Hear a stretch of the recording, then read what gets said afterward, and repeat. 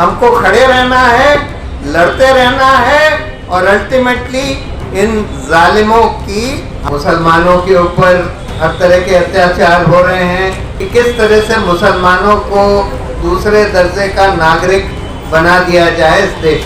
Police तो दंगाइयों के संग शामिल थी, बिल्कुल बेकसूर लोग जेल में बंद हैं और इतने सारे दंगाई कपिल मिश्रा वगैरह के जैसे आज खुले घूम रहे हैं। न्यायपालिका, मीडिया, इन सबको ध्वस्त किया जा रहा है। लोकतंत्र और संविधान ही नहीं खतरे में है, देश में सभ्यता ही खतरे में है।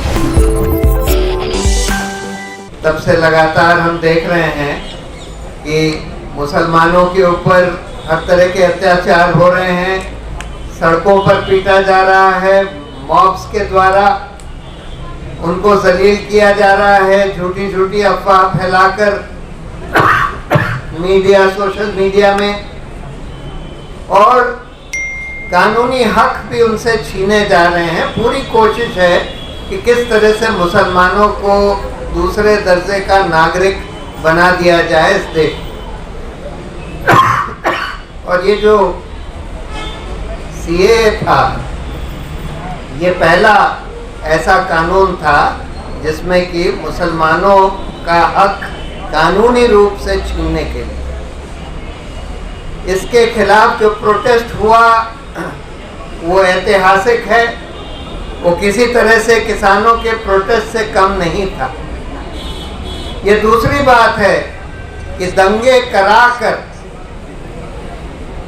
जैसे नदीम ने बोला कि सरकार के द्वारा, पुलिस के द्वारा, भाजपा के नेताओं के द्वारा पूरी साजिश करके दंगे करवाए गए, और उसके बाद उन दंगों की आड़ में जो लोग प्रोटेस्ट कर रहे थे, जो कि सबसे, इस देश में अभी तक जितने प्रोटेस्ट हुए होंगे, मास प्रोटेस्ट, उनमें से सबसे पीसफुल प्रोटेस्ट, जहाँ पे संविधान सिखाया जा रहा था, संविधान के मूल जो हैं वो सिखाए जा रहे थे, बच्चे सीख रहे थे, उन प्रोटेस्टर्स को जिन्होंने इतने एग्जेम्पलरी प्रोटेस्ट ऑर्गेनाइज किए, उन लोगों के ही ऊपर इस कॉन्स्पिरेसी का गढ़ दिया गया कि उन लोगों ने ये साजिश करके दंगे करवाए गए।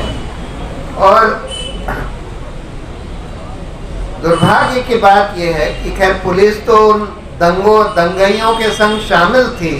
दुर्भाग्य की बात यह है कि न्यायपालिका ने भी अपना रोल इसमें अदा नहीं किया।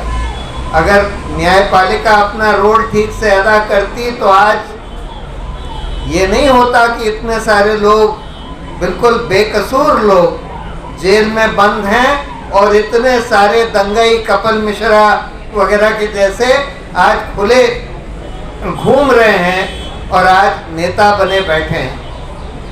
तो लेकिन इस प्रोटेस्ट का कई लोग ये सोचते हैं कि प्रोटेस्ट ख़त्म कर दिया गया और उसका कोई नतीजा नहीं निकला, लेकिन मैं ये मानता हूँ कि उसका एक बहुत बड़ा नतीजा ऑलरेडी निकल चुका है कि अभी तक एनआरसी सीएए को इम्प्लीमेंट सरकार नहीं कर पाई। इतना बड़ा प्रोटेस्ट देखकर उसको नहीं कर पाई। लेकिन देखिए, आज इस देश में जो दौर चल रहा है, हम लोग उससे सब वाकिफ़ हैं।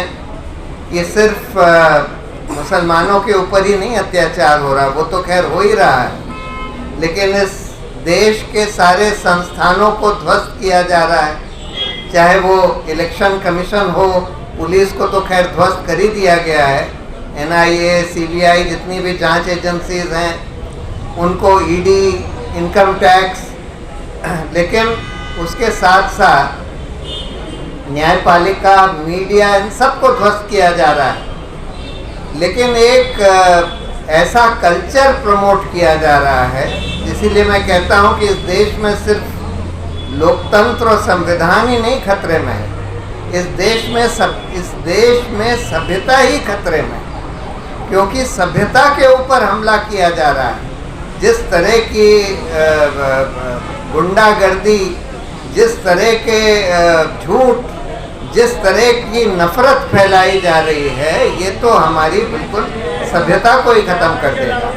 लेकिन अच्छी बात यह है, एक आशा की किरण ये है कि ये सब चलते हुए भी, देखिए जैसे आसिफ ने आपको बताया कि हमारे यहाँ जो स्पिरिट है रेजिस्टेंस की, और वो आज ख़त्म नहीं हुई है, वो पूरी तरह से ज़िंदा है।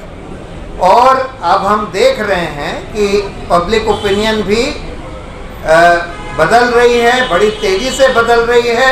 और जैसे जैसे पब्लिक ओपिनियन बदलती है, हम देखते हैं कि कई सारे हमारे इंस्टीट्यूशन भी, खासकर न्यायपालिका भी अपना रुख बदल लेती है। तो अब हम न्यायपालिका का भी रुख धीरे धीरे बदलता हुआ देख रहे हैं। तो ऐसा नहीं है कि सब कुछ खत्म हो चुका है इस देश में, कि ये देश हिंदू राष्ट्र बन चुका है, ऐसा नहीं है। ये हमको नहीं सोचना है, हमको खड़े रहना है, लड़ते रहना है, और अल्टीमेटली इन जालिमों की हार होगी।